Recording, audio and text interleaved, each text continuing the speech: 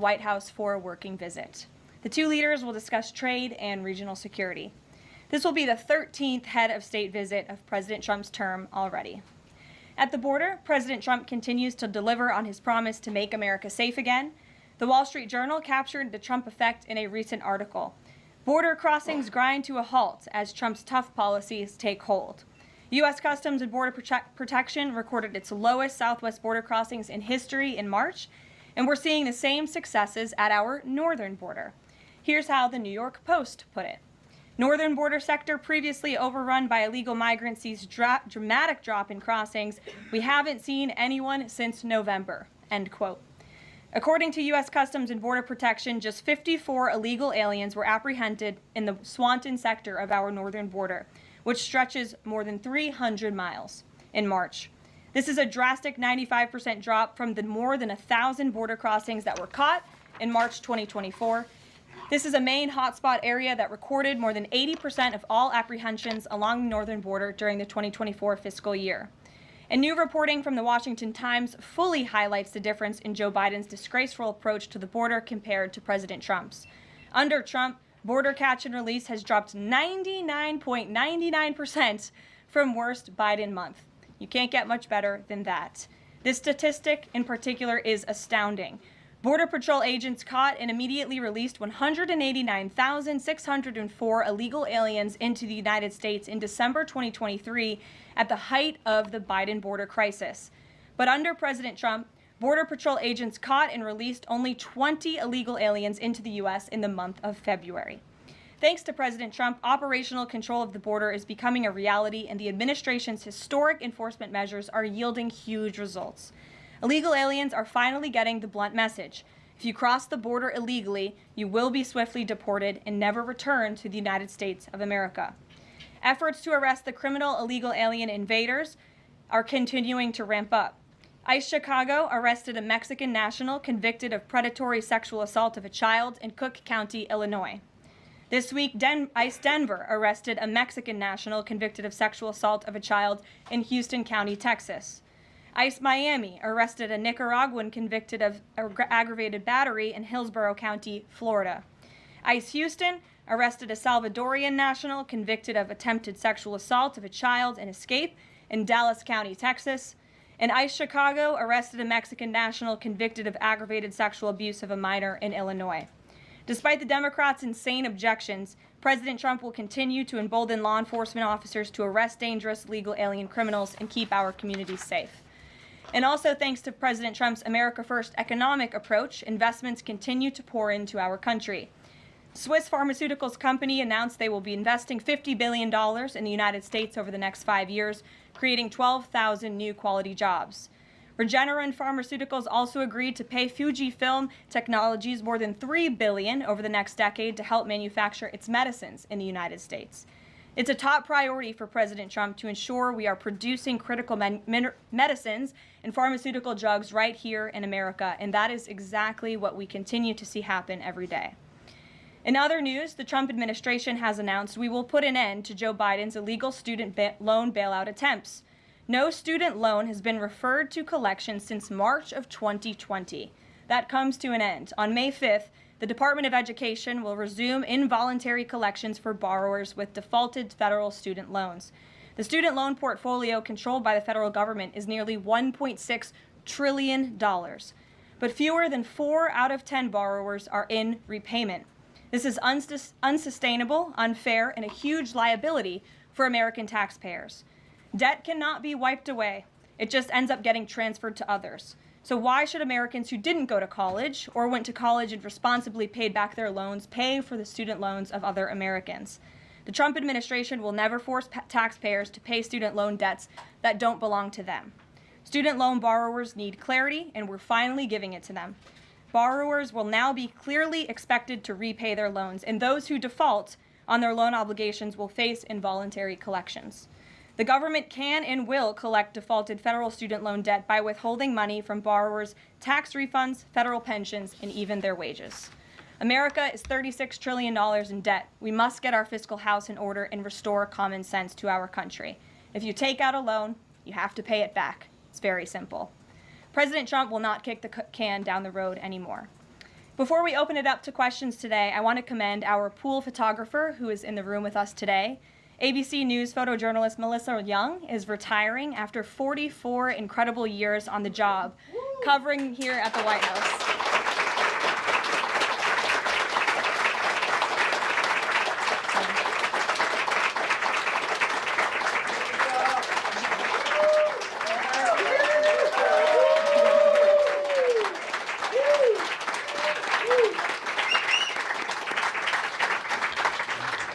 Melissa, congratulations. You have the largest round of applause I've ever heard in this room. So there's something we can all agree on, and you've had an incredible career here covering the White House. So congratulations to you, and we hope you enjoy retirement.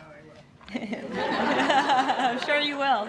And everybody else in the room will be very jealous of you as you're enjoying your rest.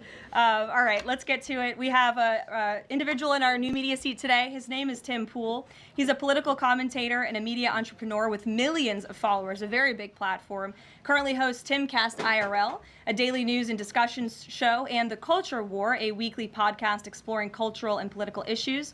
His programs feature in-depth conversations on topics such as free speech, censorship, identity politics, and societal change, often engaging with a diverse range of guests. He's in Washington today because we are also hosting a local media row across the street in the Eisenhower building, which is a testament to our commitment to bring new voices into the White House to cover the president and this administration. So Tim, why don't you kick us off today?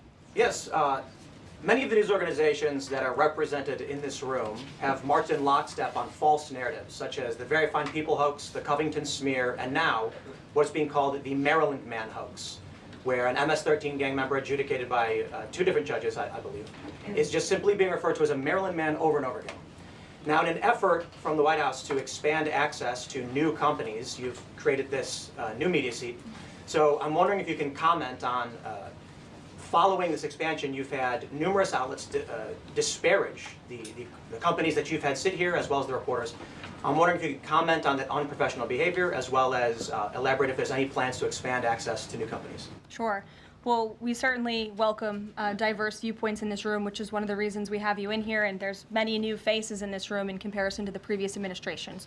We want to welcome all viewpoints into this room. We welcome unbiased journalists who really care about the truth and the facts and the accuracy, and you rightfully pointed out the Maryland Man story, which I, from this podium, when The Atlantic published it, on that very first day, I came to this podium and said, this is wrong. The press in this room have this story wrong, and we have seen more and more evidence come to the table that we have had all along. We were always right. The president was always on the right side of this issue to deport this illegal criminal from our community. And it is despicable to see the media continue to refer to this individual as someone who is just a peaceful man living his life in Maryland. This was and always has been an illegal criminal, an MS-13 gang member, and a designated foreign terrorist. And the administration maintains our position to deport these individuals from our community. So thank you for being here, Tim. It's great to see you.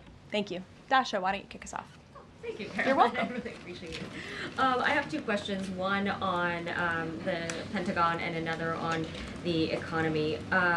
You said on Fox News that the entire Pentagon is working against Secretary Hegseth, but the people who were fired were Hegseth's own guys. So how do you square that, and what do you say to concerns that that's bad management? They were Pentagon employees who leaked against their boss to news agencies in this room. And it's been clear since day one from this administration that we are not going to tolerate individuals who leak to the mainstream media, particularly when it comes to sensitive information. And the Secretary of Defense is doing a tremendous job, and he is bringing monumental change to the Pentagon. And there's a lot of people in this city who reject monumental change, and I think, frankly, that's why we've seen a smear campaign against the Secretary of Defense since the moment that President Trump announced his nomination before the United States Senate. Let me reiterate, the president stands strongly behind Secretary Hegseth in the change that he is bringing to the Pentagon, and the results that he's achieved thus far speak for themselves. Is there an FBI investigation into the leaks? The Secretary said that these people would be prosecuted, so is the FBI investigating? You'd have to ask the FBI, you have to ask the Department of Justice on what they plan to do, but certainly we take leaks with the utmost seriously across this administration. You've seen people fired from the Department of Homeland Security. The president has made it clear it's an unacceptable behavior. And on the economy, Karoline, Peter Navarro said that it's perfectly possible to do 90 deals in 90 days. We haven't seen one just yet. How soon might we see a deal, and what evidence can you share that progress is being made in these trade negotiations? Sure. Well, I spoke to our entire trade team this morning. There is a lot of progress being made. We now have 18 proposals on paper that have been brought to the trade team. Again, these are proposals on paper that countries have proposed to the Trump administration and to our government. You have Secretary Bessent, Secretary Lutnick, Ambassador Greer, NEC Director Hassett, and Peter Navarro, the entire trade team, meeting with 34 countries this week alone. We are moving at Trump speed to ensure these deals are made on behalf of the American worker and the American people. And just yesterday, it seemed to get a little bit lost in the news, and I think it's a disservice to the American public that it did. The Vice President announced terms of reference for a trade deal with India. That is a big deal. We know when we look at the numbers, the monetary trade barriers and the non-monetary trade barriers from India, they have been ripping off the United States and American workers for a very long time. So the fact that the Vice President with Prime Minister Modi on that trip in India announced these terms of reference, which is essentially a framework to move the ball forward to sign a good trade deal between our two nations, is great progress, and it speaks to the work ethic and the real labor that's being put into this effort by the president's trade team. Sure. Go ahead. Does the proposals that you talk about, is that enough to extend the pauses on these reciprocal tariffs, or does the president need to see, these deals inked and signed to offer any sort of additional extension beyond the 90 days? Well, look, ask me in July when the deadline hits. I know I'll be answering those questions from all of you in this room. There's a lot of time left, and the president's trade team is working again at Trump speed as quickly as they can to ensure that these deals can be made. Are any of those conversations yet with China happening?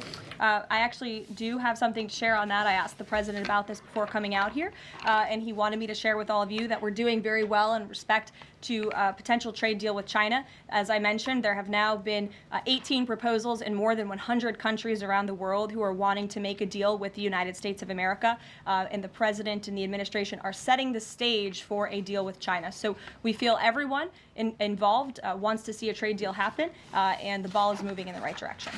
Sure. Setting the stage for a deal with China, what does that mean? Has the president spoken directly with Xi yet? I don't have anything to read out on a direct talk between the president and President Xi, but we will continue to keep you updated. And Secretary Bessent reportedly today told investors that this trade standoff with China he expects will be de-escalating soon because, as he described it, reportedly the situation is unsustainable. Is the president considering taking steps to de-escalate the situation with China? Again, I just read you words directly from the President of the United States. Those are moments ago. That's where his head is at right now. Karoline. Sure.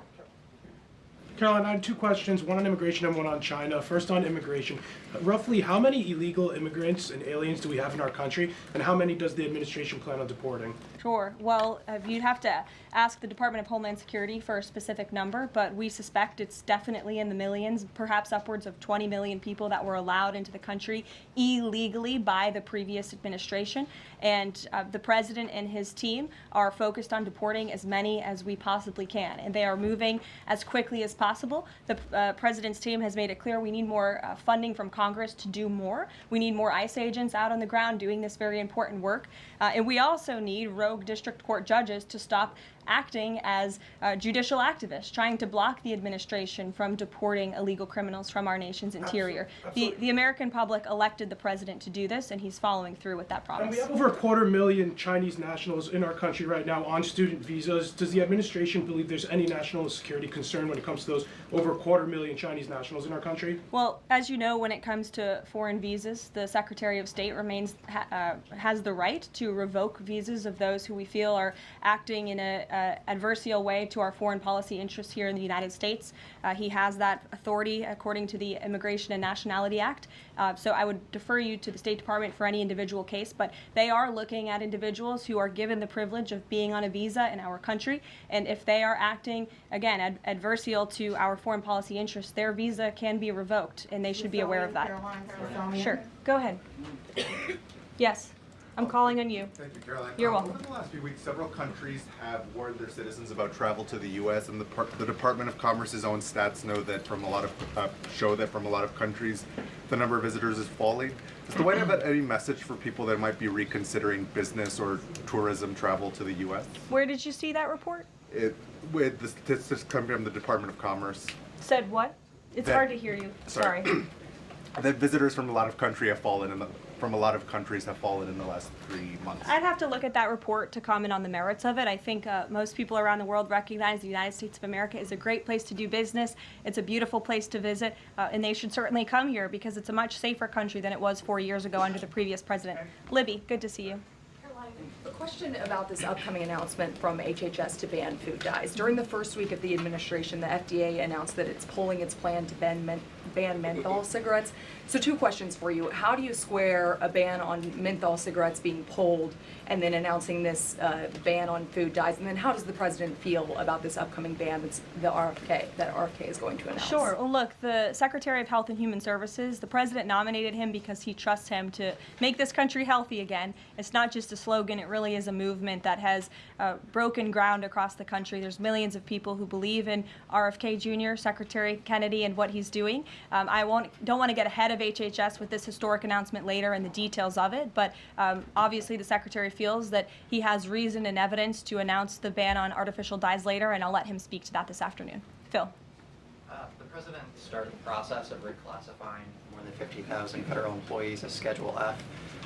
We've already seen him march through a number of government agencies. I'm curious, should we expect mass firings, or is this a case-by-case approach, a scalpel or a sledgehammer? Well, look, as you saw on Friday, the president put out a statement about it. The Office of Personnel Management reclassified workers. They're now called scheduled policy/career. And all the president is trying to do is ensure that federal workers are being held accountable for corrupt behavior. If they are engaging in corruption as a government worker, they should no longer have their job. I think that's pretty common sense. He also believes that bureaucrats should be acting in accordance to the will of the American public, who duly elected this president. Not just this president, but all future presidents. If you work for the government, you should be adhering to the will of the American public and advancing the administration's goals and interests. And if you are not doing that, then you should go find another job whose interests you align with. So as for specific firings, I would defer you to the specific agencies, but the president in this move and Office of Personnel Management, it will make it easier to get rid of rogue bureaucrats who are engaging in corruption. And then another quick question about Sure. Google, real quick. A federal court ruled last Thursday that Google's dominance of online advertising and ad tech markets violated U.S. antitrust laws. I know the president has spoken to a number of folks in big tech, and Google's CEO was even at his inauguration. I'm curious, what is the president's reaction to that court ruling? I'll have to ask him, and I'll get back to you, Phil. Thank you, Caroline. You're welcome. John. Thanks a lot, Caroline. Some economic questions for you. Kevin Hassett has been a key economic advisor to the president in both of his terms. In 2022... And he still is. And he still is. He was just in my office. Absolutely. In 2022, he said that the independence of the Fed is super important. That's a direct quote. Is that something that the president subscribes to? Does he still believe in the independence of the Federal Reserve? Well, look, I think the president has made his position on the Fed and on Powell quite clear. The president believes that they have been making moves and taking action in the name of politics rather in the name of what's right for the American economy. The president has the right to express his displeasure with the Fed, and he has the right to say he believes interest rates should be lower. He believes Americans should be able to borrow money cheaper than they currently are right now. And I also spoke to Kevin Hassett about the Fed as well, and he has called into question the Fed's independence and whether they are actually doing things, again, out of the best interest of the economy, or are they doing it for partisan reasons. The president wants to see interest rates lower. He has made that quite clear. We've also seen, if I may, I'm sorry, one more, Caroline, just about, I said 2 economic questions, about the dollar. We've seen the dollar at multi-year lows versus the euro and other currencies around the world. Is it the administration's policy for a strong dollar? How does it view the dollar versus other currencies around the world? The president wants to see the dollar remain as the world's reserve currency for our long-term fiscal stability and our economic growth. He's been quite clear about that. Thanks, Sure. Caroline. Two And then to the woman behind you, who I haven't seen before. Welcome. Go ahead, Mary. Earth Day and then the Supreme Court, if that's okay. That's right. It's Earth Day. Yes. Happy Earth Day, everyone. I saw the president truthing about the garbage pileup from China in the Pacific, and then I believe Lee Zeldin is headed to San Diego to investigate the pile of sewage from Mexico. Can you speak to what the White House has planned for Earth Day and anything in that arena? Sure. I do have points from the EPA. Administrator Zeldin's doing a fantastic job, and they are always sharing their accomplishments with the White House, which we very much appreciate. He will be traveling, I believe he's in California today, for sewage situation. Here you go. Administrator Zeldin met with his Mexican counterpart to discuss steps Mexico needs to take to ensure the water entering the United States is clean and safe. And he's holding a press conference in San Diego today with elected officials and local stakeholders on the Tijuana River sewage crisis. I would also add from the president himself, he has always maintained he wants America to have the cleanest air and the cleanest water. And we want to do what's right for our environment and for our earth. And a lot of that is making sure that we have clean and sustainable energy, and we know that we produce natural gas cleaner and more efficiently than any country in this world, and the president wants to see that continue. Thank you. And then on the Supreme Court, I know the court is hearing a case dealing with parents who don't want their kids having to read gender ideology books in schools. Can you comment on that case and what the Trump administration hopes to see come from that? Sure. We hope the Supreme Court will do the right thing, and the president has been very clear. He stands on the side of parental rights, and he believes strongly that parents should have a greater say in their children's education and the content, if you will, that children are being exposed to in our public school system. Sure. Go ahead. Caroline, thank you. Hi. I'm Karoline Lumetta with World News Group. The administration ended some temporary protections for Afghans, including several hundred Christians who have been punished by the Taliban. Is the president considering any exceptions for Afghans who could face death or torture if they return to their home country? So let's just be clear about one thing. We didn't end that proactively. It expired, and it's because the previous administration illegally paroled millions of people, or hundreds of thousands of people, I'm sorry, into the country, and then gave them temporary protective status, which again is a temporary status. It's not a permanent status in this country. And if there are individuals here who came in through the Biden administration who want to claim asylum, there is a legal process to do that, and those cases will be adjudicated by a judge on a case-by-case basis. We have a legal immigration process in this country for a reason, and all this administration is trying to do is effectuate that. Reagan. Thank you, Caroline. I have two questions for you Sure. on immigration.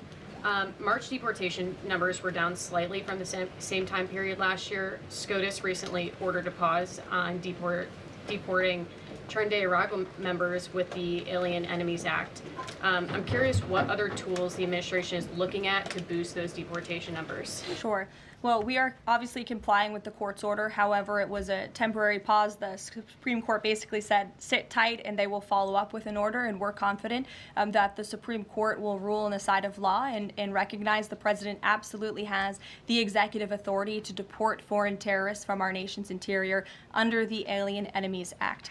We feel very strongly about that, and we're confident the courts will side with the president and his executive authority. As for deportations, we continue to deport illegal criminals under Title VIII, which is an immigration authority given to our Border Patrol agents and the Department of Homeland Security to deport illegal criminals from this country. And the administration continues to do that at record speed as quickly as they can with the resources that they have. The DOJ recently dropped charges against the MS-13 leader caught in Woodbridge, Virginia, with the idea that this will expedite the deportation process. Does the administration plan to drop charges against other criminal illegals to speed along the deportation process? You'd have to ask the Department of Justice. Obviously, that's within their purview, and I can't speak for them. However, it is our goal to deport as many illegal criminals and aliens from our country as we possibly can, as quickly as we can. Jackie. Thank you, Caroline. We've heard so much about this Saudi trip planning, and the president's mentioned it himself before, but I don't think we've ever heard on the record what he hopes to achieve in Saudi Arabia and what the purpose of the trip is. Sure. Well, the president looks forward to this. It was supposed to be his first foreign visit, but of course now he is going to Rome this weekend to honor the Pope and attend the funeral. The president looks to strengthen the ties between the United States and these countries in which he will be visiting. He'll be having many bilateral meetings and talks, and we look forward to the trip and hope to see many of you there. And the meetings in London this week, do they have any nexus with the plans in Saudi Arabia? I can't speak to that. However, I do have an update on meetings when it comes to the Russia-Ukraine war. I was just in the Oval Office with the President, Steve Witkoff, and they wanted everybody to know that the negotiations continue. We feel, again, we're hopefully moving in the right direction, and the Special Envoy, Steve Witkoff, will be heading to Russia again later this week to continue talks with Vladimir Putin. Is that why Rubio is not heading to London? Is he accompanying Witkoff to Moscow? I can't speak for the Secretary of State's travel schedule. I'd defer you to the Department of State. And then more broadly, just about the peace agreement, the talks that are ongoing. Secretary Rubio had said that if things don't go the right way, that the U.S. might need to take a step back. What does stepping back look like? Is that a step back from brokering peace, or would that imply a broader withdrawal from U.S. support for Ukraine and the war? Look, I think it would be unwise for me to broadcast that from this podium. Ultimately, that's a decision for the president to make, but he's made it very clear he wants to see peace, he wants to see this war end, and he wants to stop the killing on both sides of this war, and he's been very clear about that for quite some time, and he has grown frustrated with both sides of this war, and he's made that very known. Karoline, Brian. Thank you, Caroline. Last week, the president talked about nonprofit groups, specifically taking on Crew, and he hinted that there could be further actions taken against nonprofits. Does the White House have any plans for any sort of actions against NGOs, nonprofits, or other similar groups? Is any of that coming up? Is that being worked on at this time? I'll have to check in with our policy team and get back to you. Sure. Thank you, Caroline. Travis Gilmore with the Epoch Times. Are some colleges using taxpayer funds to further political agendas? And what is the administration's response to Harvard's lawsuit? Sure. Well, the president has made it quite clear that it's Harvard who has put themselves in the position to lose their own funding by not obeying federal law. And we expect all colleges and universities who are receiving taxpayer funds to abide by federal law. It's quite simple. And the president made it clear he's not going to tolerate violations of federal law. He's not going to tolerate illegal harassment and violence towards Jewish American students or students of any faith on our campuses across the country. And so we will be responding to the lawsuit in court. And again, it's quite simple. If you want federal dollars, obey federal law.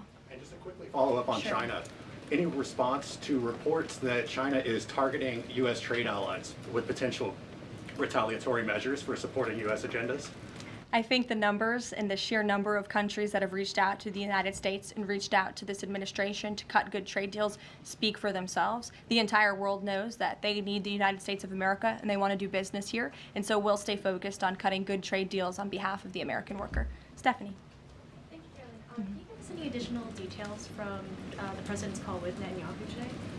I did speak to the president about it. It was a good call. They spoke particularly about Iran and the negotiations that are underway with Iran and the United States. And the president has made it very clear repeatedly, but I'll reiterate, there is no daylight between the United States of America and the state of Israel. He stands strongly behind our ally. He's made it quite clear when it comes to Iran that we want to see a deal, and Iran has a choice to make. But the president has also made it very clear, and he reiterated that in his call with Prime Minister Netanyahu today about the need for Iran to never obtain a nuclear weapon.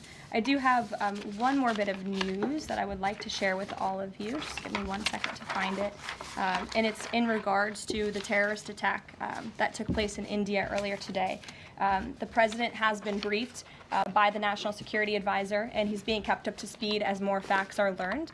What we know already is dozens were killed and even more were injured in a brutal terrorist attack in a popular tourist location in South Kashmir.